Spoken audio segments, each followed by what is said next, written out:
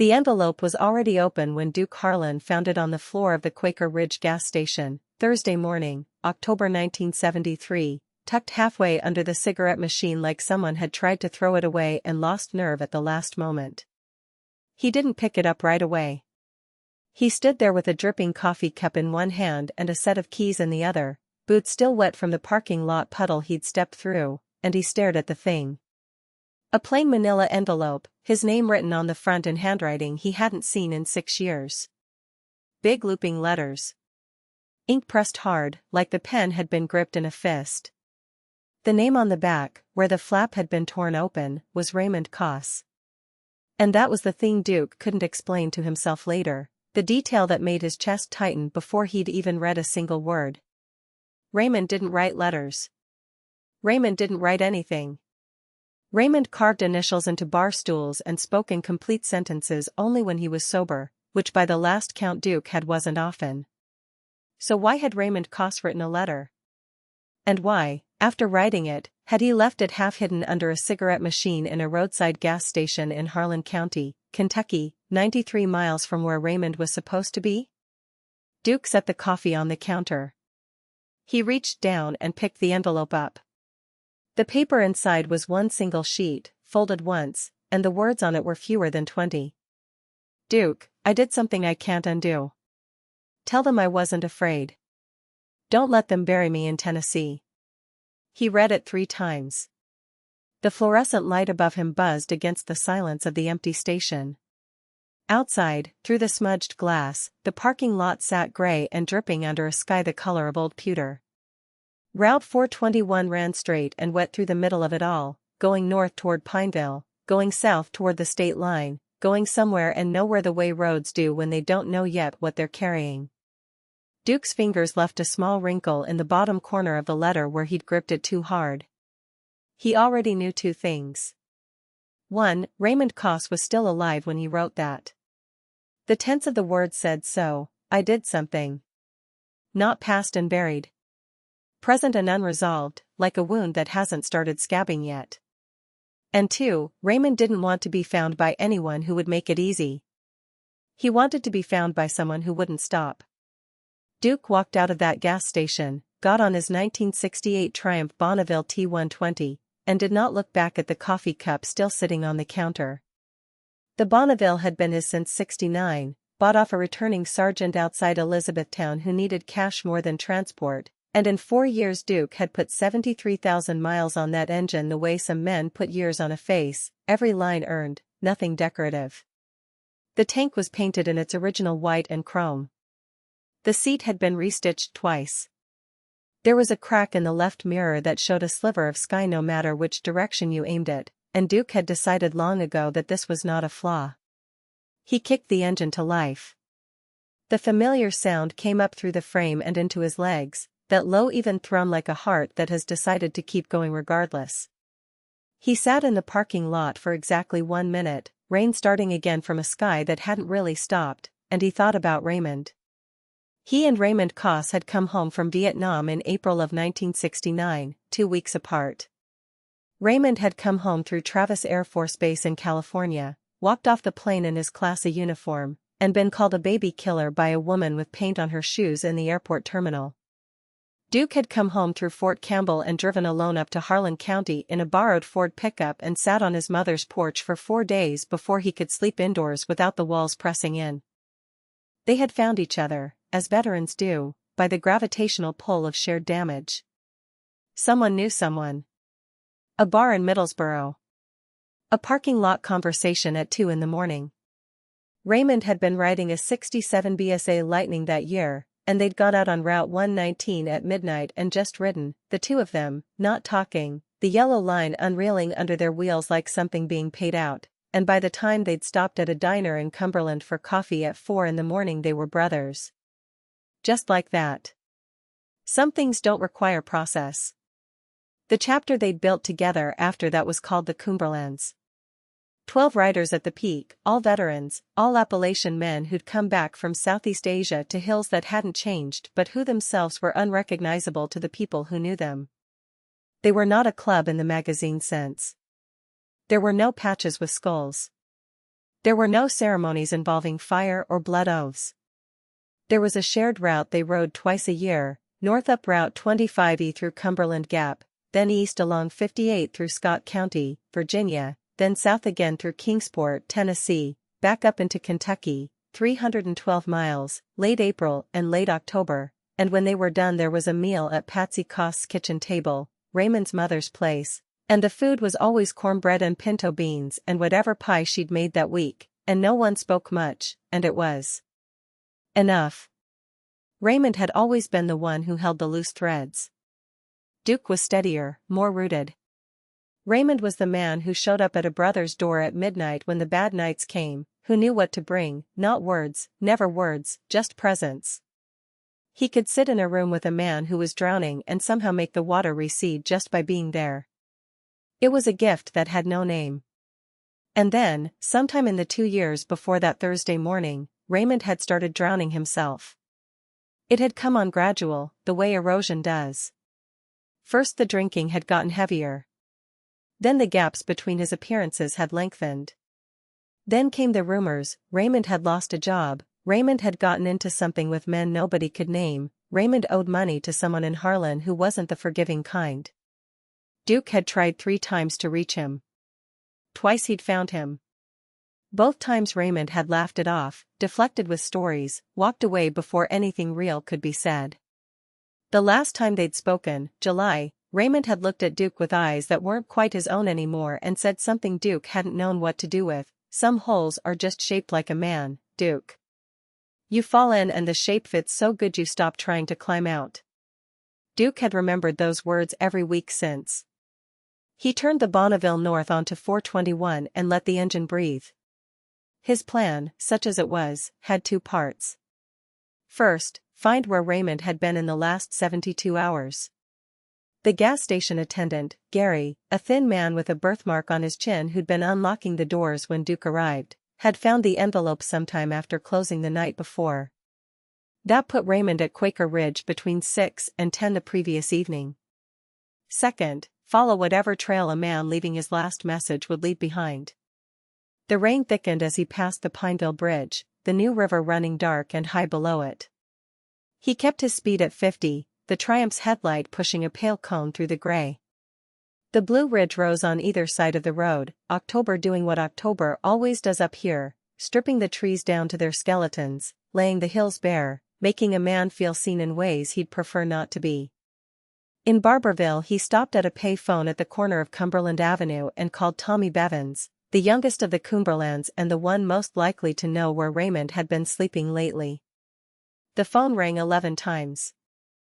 Duke stood with one boot on the chrome step of the phone box and watched a dog cross the street in front of him with the deliberate patience of an animal that has no deadline.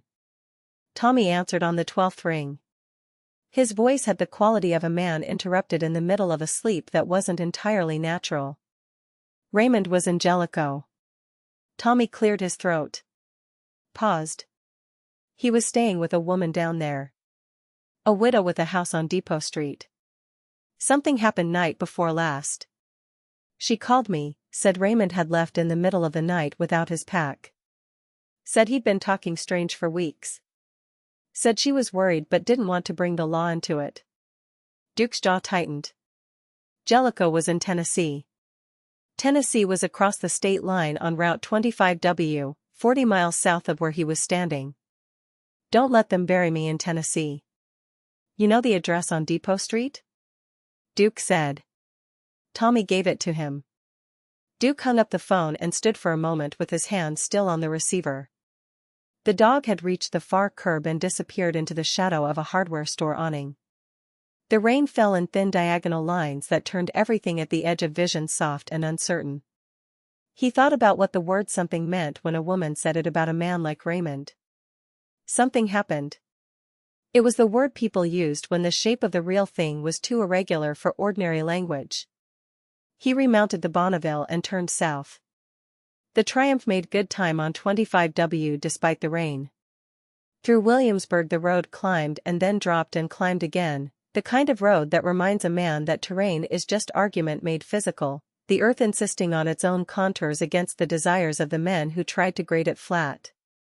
He crossed into Tennessee at the Pine Mountain Tunnel just after 11, the air changing in the way it does at state borders, not really, not measurably, but definitely.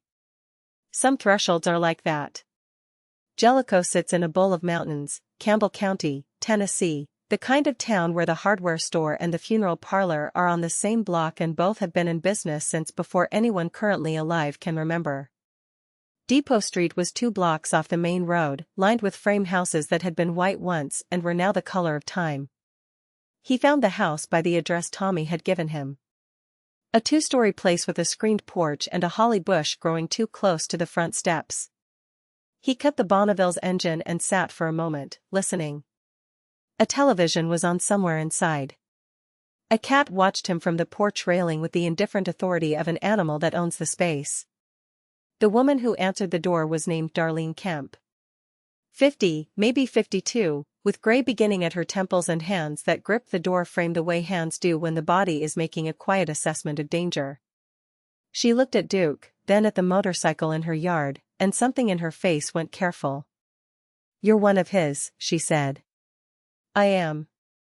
Duke held up the letter in its envelope. "He left this for me in Harlan County yesterday." She let him in. The kitchen smelled of coffee and of something floral, a candle or a soap, and the linoleum was clean, and there was a glass ashtray on the table with 2 cigarette butts in it that weren't hers, filterless Camels, which had been Raymond's cigarette since 1966. Duke sat where she pointed and she poured him coffee without asking, and then sat across from him with her own cup held in both hands. "He'd been here 6 weeks, she said.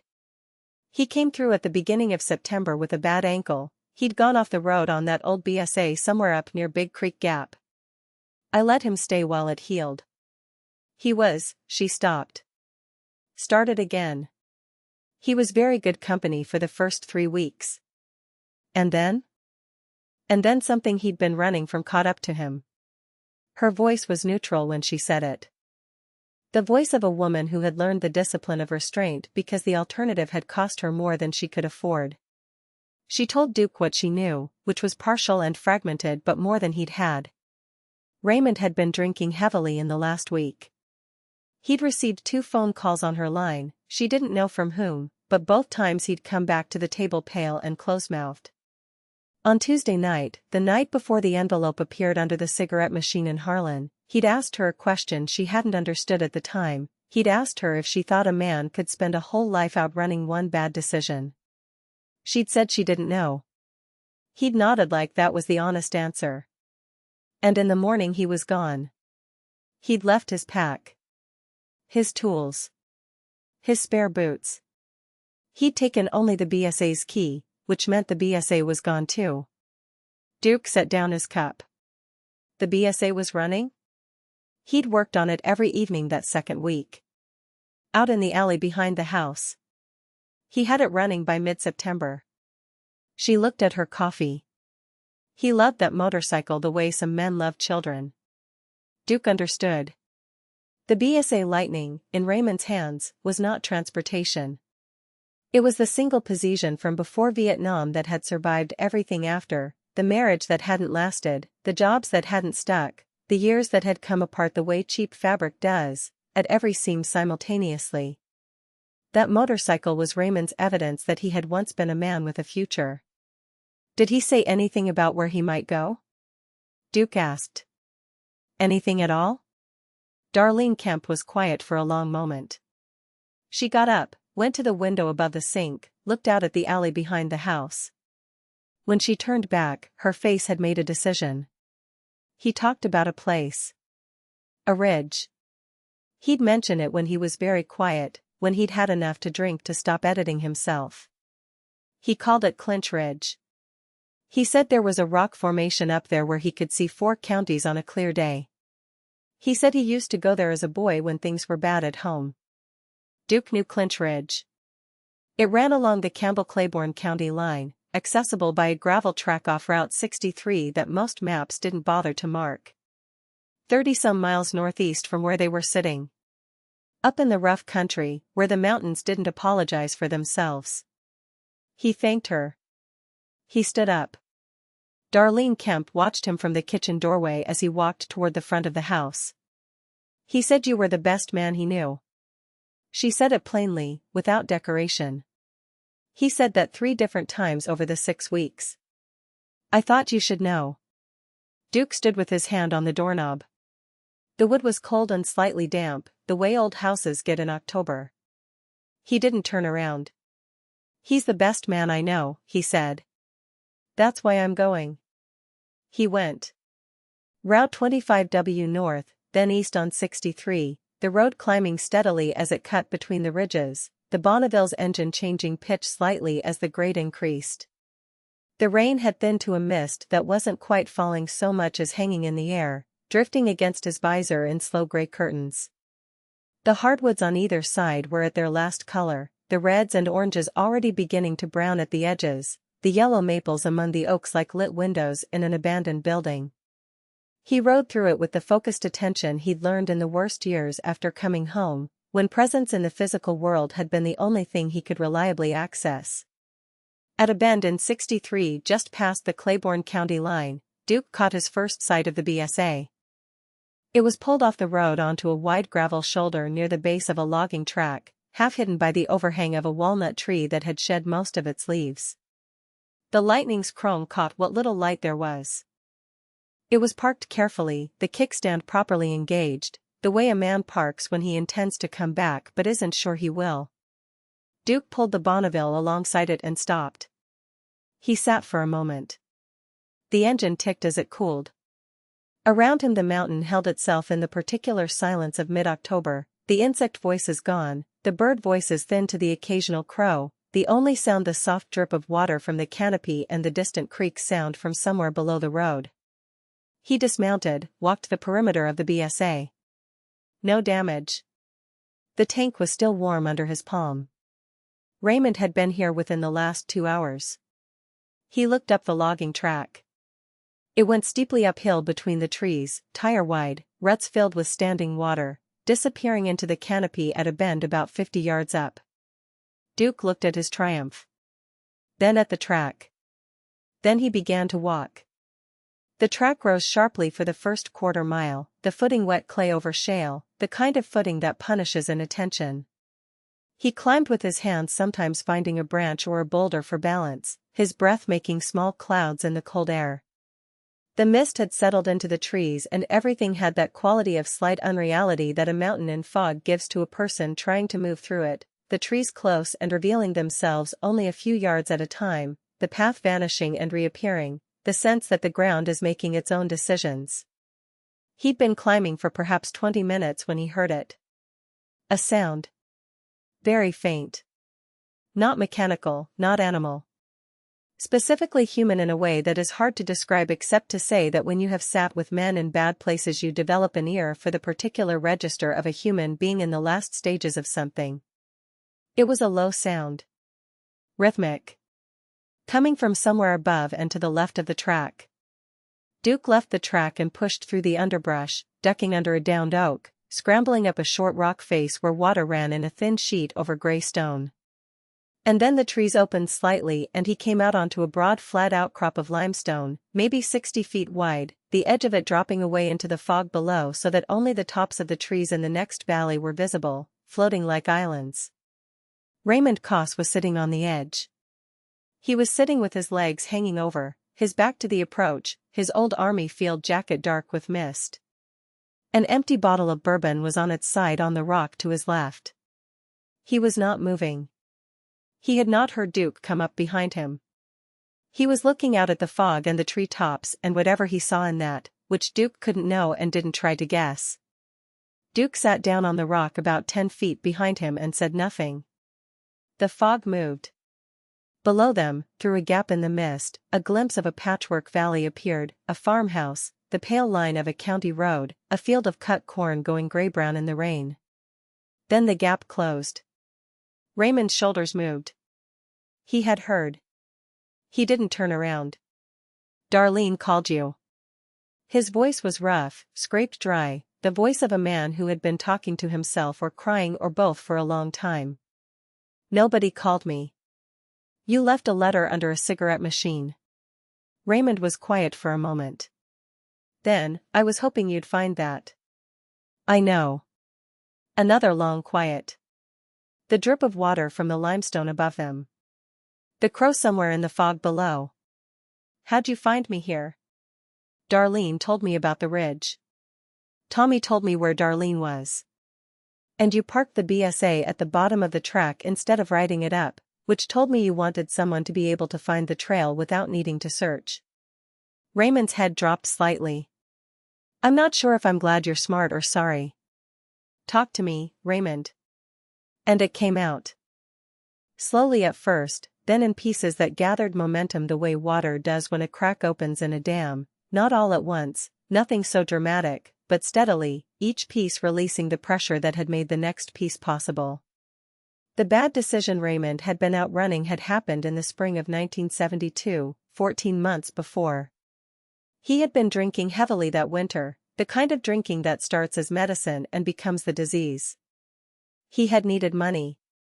He had gotten involved with a man named Ferris Grubbs in Harlan, not a criminal in any organized sense, just a man with more contempt than conscience who moved stolen goods between Kentucky and Tennessee and who had offered Raymond work that Raymond, in a particular dark moment, had accepted.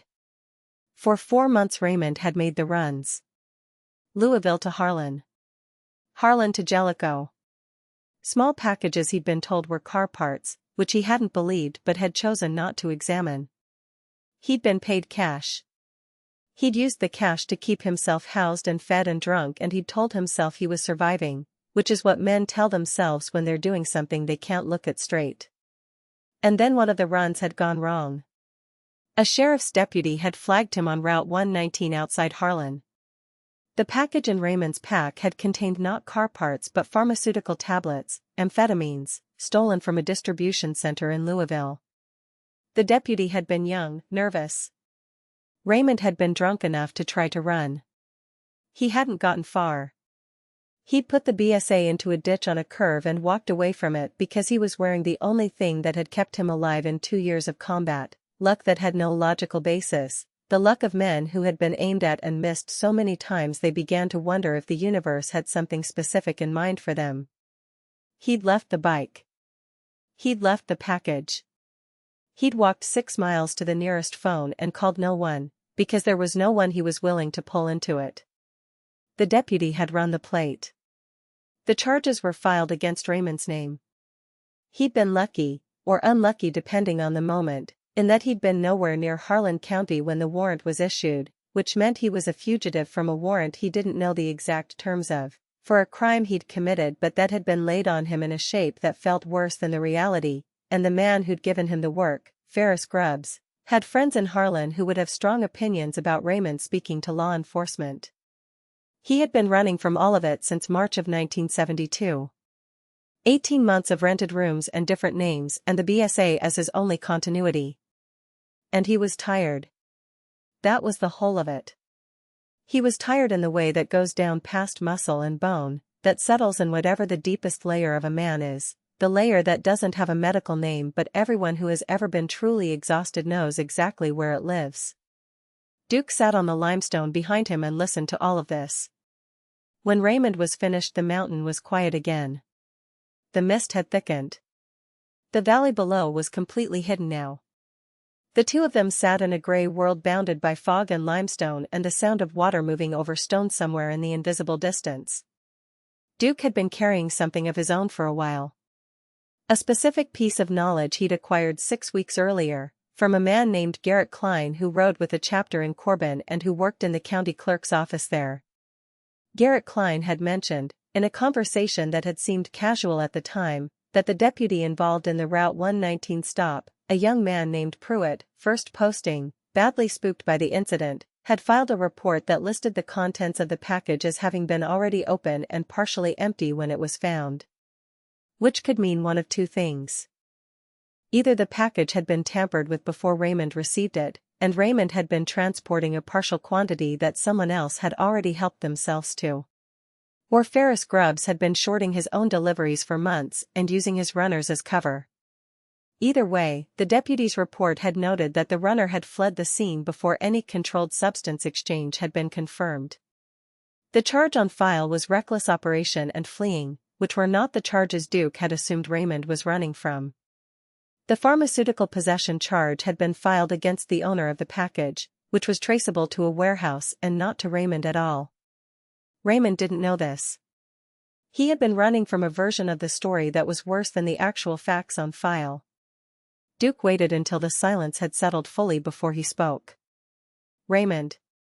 I need you to listen to me carefully." No response. But Raymond's back was still. He was listening. "You don't have a possession charge. The deputy's report cleared you of the package contents. What's on file for you in Harlan is reckless operation and fleeing a traffic stop." The shoulders in front of him were perfectly still for 3 full seconds. Then Raymond turned around.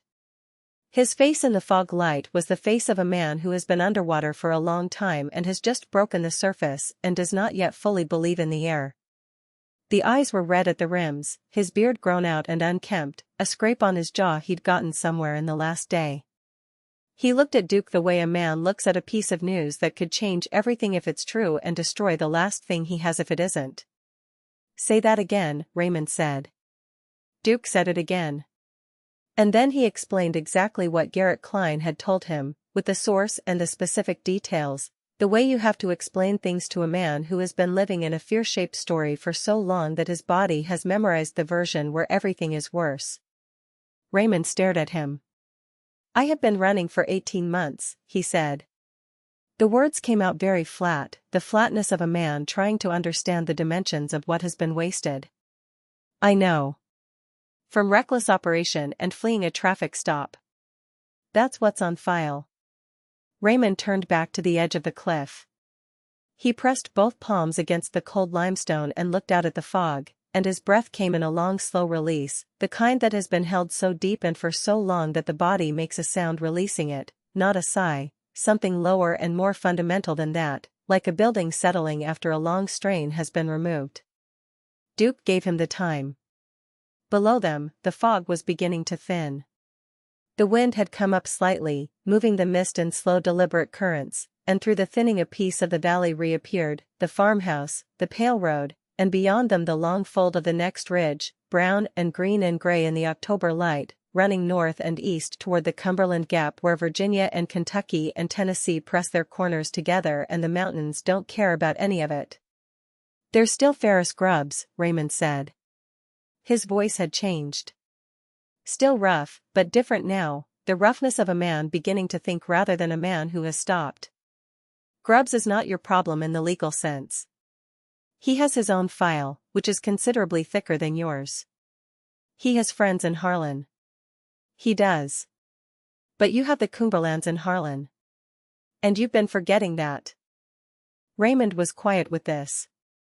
The wind moved his hair, gray now at the temples in a way Duke was noticing for the first time, or maybe noticing in a different light, the gray of a man who has spent 2 years outside in all weather, sleeping in whatever shelter presented itself, carrying a fear that had aged him past his years. Raymond turned around fully and sat with his back to the edge and his face toward Duke, and the change in position was the kind of small physical thing that carries enormous weight in a conversation between men who have learned not to say everything with words. It meant, I am no longer facing that direction. I am facing this one. "How'd you get up here?" Raymond asked. He was looking at Duke's boots, the mud on them, the wet cuffs of his jeans. "Walked the logging track." "Your BSA's at the bottom." "The Triumph?" "Beside it." Raymond looked at his own hands. They were shaking slightly, the fine tremble of a man who has not eaten in at least a day and has metabolized a bottle of bourbon. He pressed them flat on his thighs. "I owe you about 6 apologies," he said. "You owe me nothing. You sent for me. That letter was..." He stopped. Pressed his lips together. "That was a poor man's goodbye note, Duke. I want you to know I know that." Duke looked at him directly. "I do know it. And I'm going to set it down now and we're not going to pick it up again today. What I need from you today is to get on your feet and get down this mountain and eat something and sleep somewhere dry." Raymond almost smiled. It didn't quite finish itself, but the beginning of it was there, in the corner of his mouth, the familiar crooked shape of it that Duke had not seen in the better part of 2 years. "You rode all the way from Harlan County to tell a grown man to eat and sleep." "I rode from Harlan County to Barberville to Jellicoe to the bottom of this ridge, and I walked the last mile in clay mud," Duke said. "So yes. Eat and sleep and then we deal with the rest." Getting Raymond down the logging track took longer than it should have, because Raymond's legs were unsteady and the clay was worse going down than up, but Duke went first and found the holds and Raymond came after, and neither of them spoke much on the way down, the silence not the heavy silence from up on the ridge but a different kind, the working silence of two men managing a physical problem together. At the bottom, beside the two motorcycles, Raymond stood for a moment looking at the BSA. He ran one hand along the tank, that specific gesture, deliberate and slow, the way you touch something you have been afraid of losing. Duke watched him and thought about a night in 1969, a rice paddy east of Quang Tri province, a night when Raymond had appeared out of the dark with a man across his shoulders and walked him 200 meters through water that was armpit deep in places to where Duke was waiting with the rest of what remained of their unit. The man across his shoulders had been alive. Raymond had been shot through the left calf and had told no one for 4 hours because, he said later, there were more urgent problems. Duke had thought about that night often in the years since, the image of Raymond walking through the dark water with another man's weight across him, and it had always been the thing he came back to when he needed to understand what Raymond Cosse was. He was a man who carried others until he couldn't carry himself. And then he had no idea what to do. They pushed the bikes up to the pavement side by side. There was a diner in La Follette, 12 miles west on 63, that had been there since the 40s, and Duke had stopped there on a solo run 3 years before and found the food solid and the coffee real. He pointed this out to Raymond, who nodded, who said he didn't have money, who accepted the 5 Duke pulled from his jacket pocket with the particular quiet of a man who knows the difference between charity and a brother covering a tab. They rode west on 63 together, the Triumph and the BSA side by side in the empty lane, the mist nearly gone now, the October light coming through the trees in late afternoon angles that turned the road surface amber in stretches and then shadow gray in stretches. Raymond was not riding with his full self yet. Duke could see it in the way he held his shoulders, slightly elevated, the posture of a man still internally running even when externally stopped. But he was riding. He was upright on the machine. His hands were on the bars. The diner in La Follette was called Cora's, white clapboard with a Coca-Cola sign that was older than most of the town, and inside it was warm and smelled of griddle grease and pie crust and the good specific smell of a kitchen that has been producing the same reliable food for so long that the smell has gone into the walls. They took a booth by the window. A waitress who did not introduce herself brought coffee before they asked. Duke ordered the roast beef plate. Raymond ordered the same and then sat looking out the window at the 2 motorcycles angled in front of the diner, at the Triumph and the BSA together, at the setting sun catching the chrome of both. "I need to go back to Harlan," Raymond said. He said it the way a man says a thing when he has just decided it and is testing the decision aloud for structural integrity. "I know. I'll need to talk to a lawyer before I do. I know a man in Barberville. His name is Cal Phipps.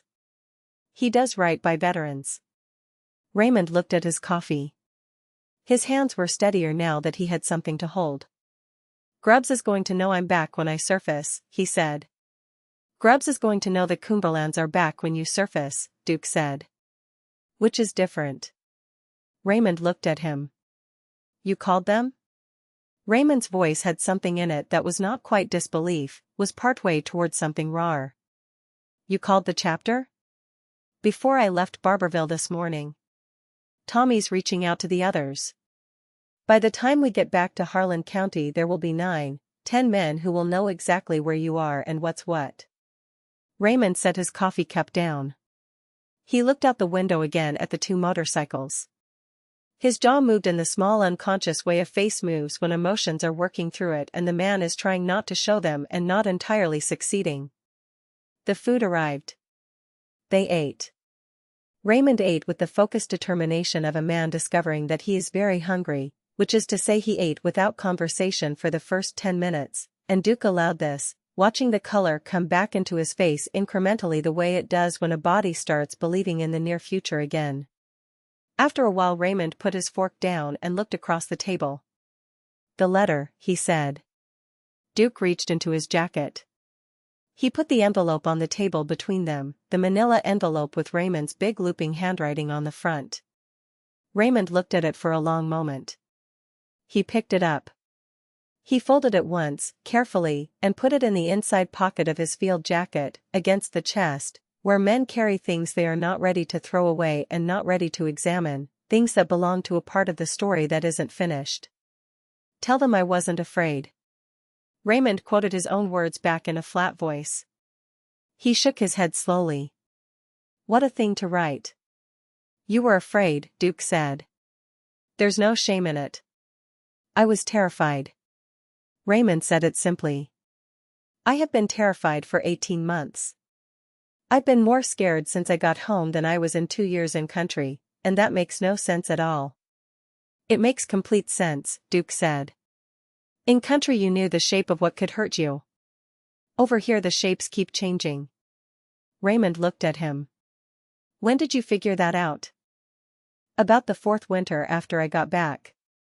I was sitting on my mother's porch in January in a coat that wasn't warm enough and I thought, the reason I can't be inside is because inside there are no clean lines. And in the field there were always clean lines." Duke picked up his coffee.